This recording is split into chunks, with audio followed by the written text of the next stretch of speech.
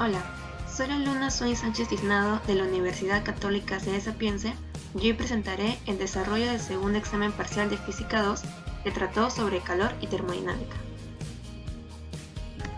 La primera pregunta es, ¿cuántos tipos de sistemas termodinámicos existen? Existen 5 tipos de sistemas termodinámicos que se clasifican en homogéneos, que son sistemas térmicos cuya composición interna es uniforme. Como por ejemplo vemos en esta imagen donde hay un vaso con agua en estado líquido. Heterogéneos si su composición interna no es uniforme, es decir, sus propiedades macroscópicas internas no son idénticas a lo largo del sistema. Como vemos en esta imagen, donde hay hielo, que es agua en estado sólido, y agua en estado líquido. Abiertos. En estos sistemas es posible el intercambio de materia y energía con el exterior. Los ejemplos más claros de sistemas abiertos son el ser humano y las plantas, es decir, todos los seres vivos.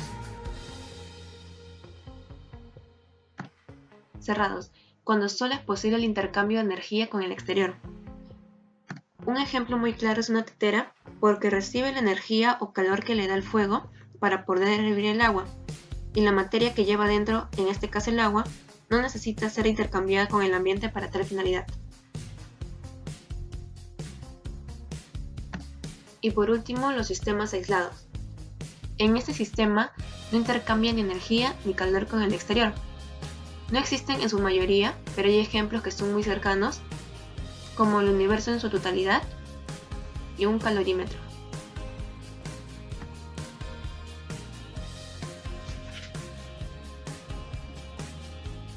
¿Cuáles son las transformaciones en un sistema térmico? Un sistema térmico es la evolución de un determinado sistema. Para su estudio se observa la variación de determinadas magnitudes termodinámicas. Esas transformaciones deben ocurrir desde un estado inicial a otro final, es decir, las magnitudes que sufren una variación al pasar de un estado a otro deben estar perfectamente definidas en dichos estados inicial y final. Esas transformaciones son la isócora, donde el volumen es constante, la isóbara, donde la presión es constante, la isoterma, donde la temperatura es constante, y la diabática, donde no existe el calor.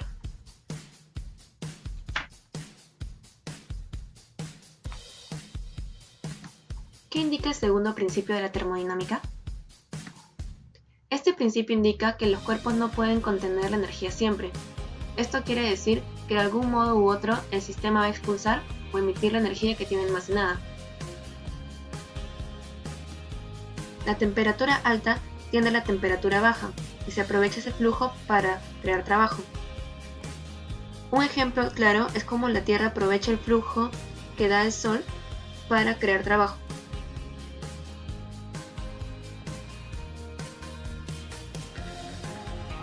Indicar en qué consiste el ciclo de Carnot. Este ciclo se produce en un equipo o máquina cuando trabaja absorbiendo una cantidad de calor de una fuente de mayor temperatura y cediendo un calor a la de menor temperatura, produciendo un trabajo sobre el exterior. Ahora resolveremos los siguientes problemas propuestos. Un recipiente de zinc está lleno con una mezcla de glicerina, agua y aceite industrial, todas inmiscibles, a 25 grados centígrados. Si sus volúmenes son 2 litros, 2 por 10 a la menos 3 metros cúbicos y 1 galón respectivamente a esa temperatura, si se calienta a 90 grados centígrados. Calcular el volumen de la mezcla que saldrá de dicho recipiente por la dilatación, si el recipiente de zinc tiene un volumen de 8 litros.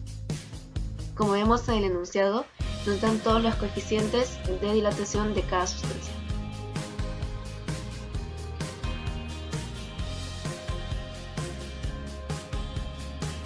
Para resolver este problema, voy a determinar la variación de volumen de cada una de las sustancias, las cuales son el recipiente de zinc, la glicerina, el agua y el aceite.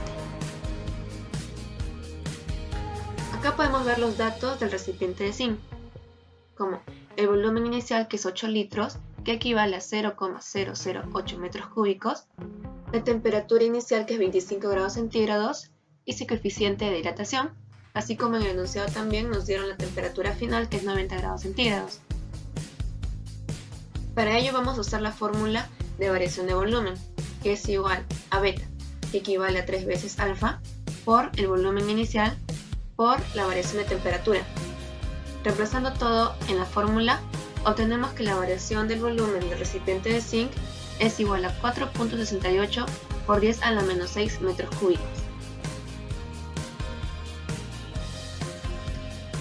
También tenemos los datos de la glicerina, el cual es su volumen inicial de 2 litros, que equivale a 0,002 metros cúbicos, su temperatura inicial de 25 grados centígrados y su coeficiente de dilatación. Reemplazamos todo esto en la fórmula y la variación del volumen de la glicerina es 1,95 por 10 a la menos 6 metros cúbicos. También tenemos los datos del agua, del cual su volumen es 2 por 10 a la menos 3 metros cúbicos, su temperatura inicial también es 25 grados centígrados y tenemos su coeficiente de dilatación. Reemplazando todo esto en la fórmula, tenemos que la variación del volumen del agua es 1,248 por 10 a la menos 6 metros cúbicos.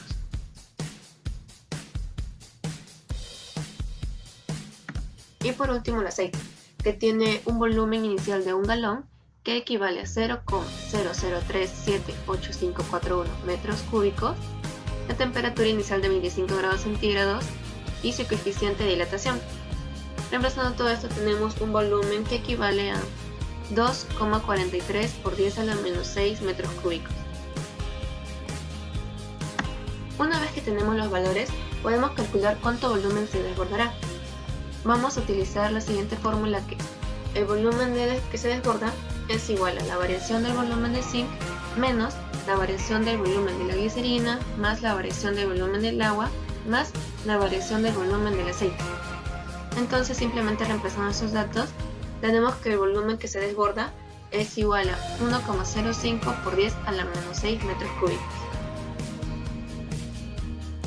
El siguiente problema es: se tiene un líquido Z que está inicialmente en estado sólido a menos 110 grados centígrados.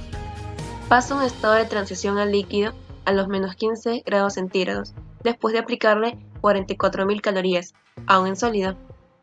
Para pasarlo a un estado líquido, se le adiciona 83.720 joules.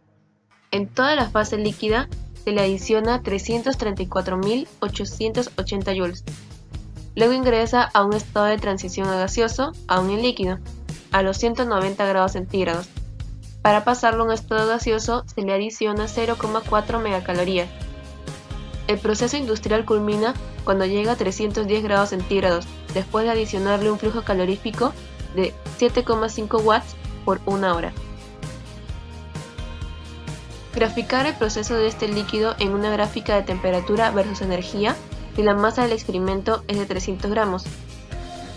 ¿Cuál será la temperatura de equilibrio si se le adiciona 300 gramos de líquido Z a menos 50 grados centígrados? Para poder construir la gráfica, vamos a convertir los calores que están en calorías y en watts a joules.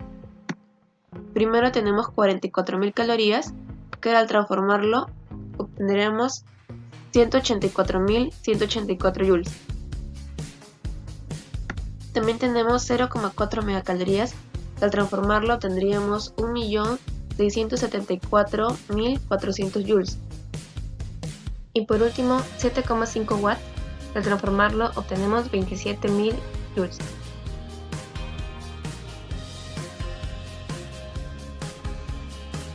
Ahora acá tenemos ya la gráfica dibujada. Si podemos observar, en el eje X encontraremos todas las temperaturas y en el eje Y vamos a encontrar los calores.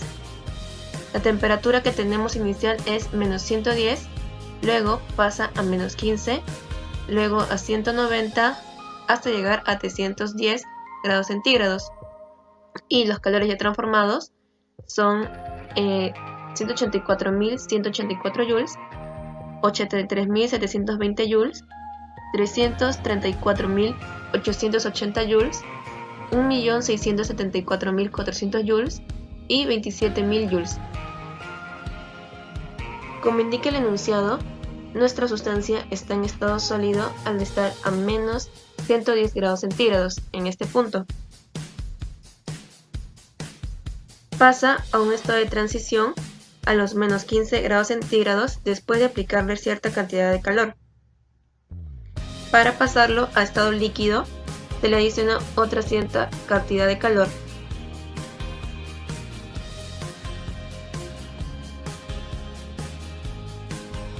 En toda la fase líquida se le adiciona otra cantidad de calor para después ingresar a un proceso de transición a gaseoso a los 190 grados centígrados. Y para pasarlo a este estado gaseoso se le adiciona esta cantidad de calor. Y ya, en estado gaseoso se le adiciona otra cierta cantidad de calor a los 310 grados centígrados.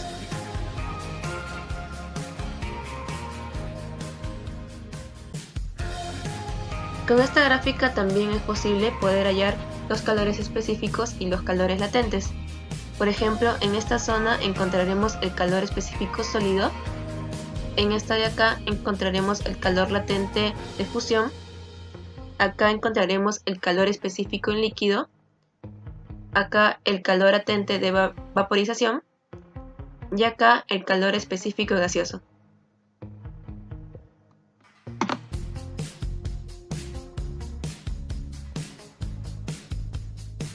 Para hallar estos calores específicos y los calores latentes, vamos a usar las fórmulas donde nos indica que el calor específico es igual al calor entre la masa por la variación de temperatura y el calor latente es igual al calor entre la masa. El calor específico sólido saldría 6,46 joules entre gramos por grados centígrados. El calor latente de fusión sería 279,07 joules entre gramos. El calor específico en el estado líquido sería 5,45 joules entre gramos por grados centígrados. El calor latente en vaporización sería de 5.581,33 joules entre gramos. Y el calor específico gaseoso sería 0,75 joules entre gramos por grados centígrados.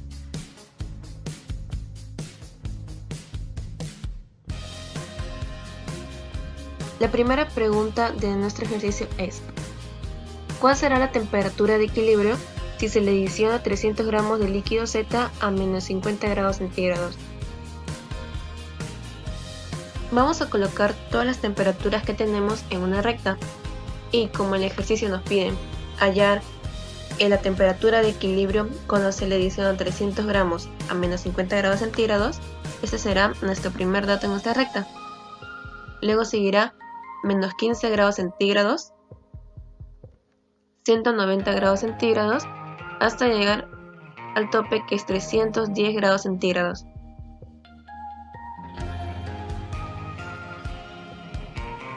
Se le adiciona 300 gramos de líquido Z a menos 50 grados centígrados. Y la temperatura de nuestro líquido en sí es 300 gramos al estar a 310 grados centígrados. Vamos a calcular que nuestra temperatura de equilibrio es justo en este punto. Ahora, de menos 50 grados centígrados a menos 15 grados centígrados hay un proceso de transición. Justo en menos 15 grados centígrados está el proceso de fusión.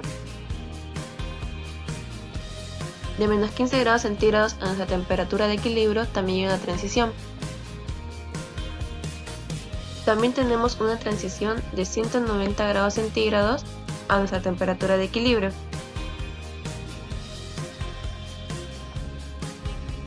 Y en 190 grados centígrados ocurre la vaporización. Y de 310 grados centígrados a 190 grados centígrados hay otra transición. Entonces nos quedaría lo siguiente: que el calor 1 más el calor 2 más el calor 3 es igual a menos el calor 4 menos el calor 5 más el calor 6. Primero vamos a hallar cada uno de estos calores con la fórmula que es: el calor es igual a la masa por el calor específico por la variación de temperatura. Y en caso que tengamos calores latentes, vamos a usar la fórmula que el calor es igual a calor latente por la masa.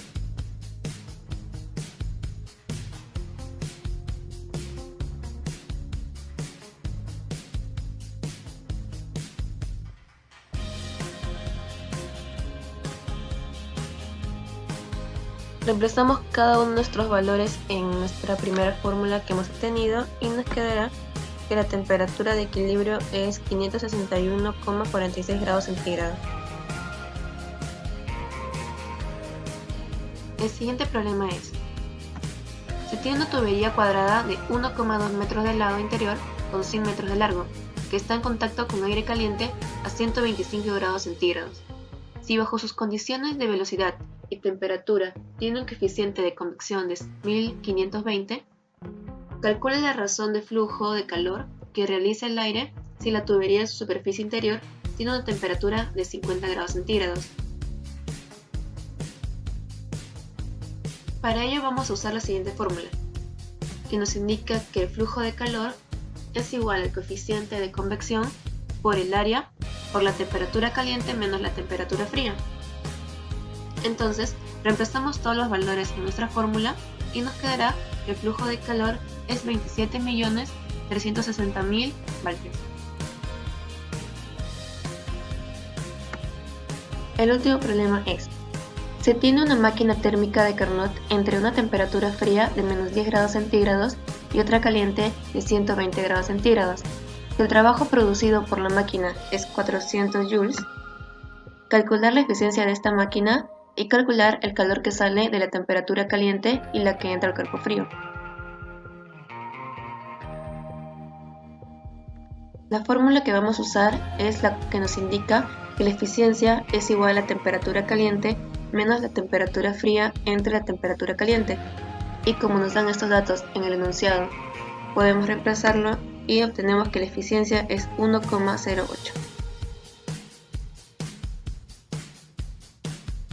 Ahora, para calcular el calor que sale de la temperatura caliente y la que entra al cuerpo frío, vamos a usar la otra ecuación de la eficiencia, que sería que el trabajo entre el calor de la temperatura caliente es igual al calor de la temperatura caliente menos el calor de la temperatura fría entre el calor de la temperatura caliente.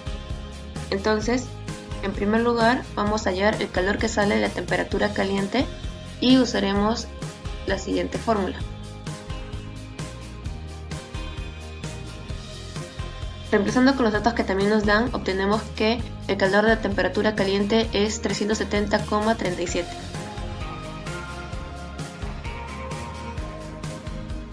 Y por último, vamos a hallar el calor que entra al cuerpo frío. Y en este caso vamos a usar la otra parte de la fórmula, que es el calor de la temperatura caliente menos el calor de la temperatura fría entre el calor de la temperatura caliente.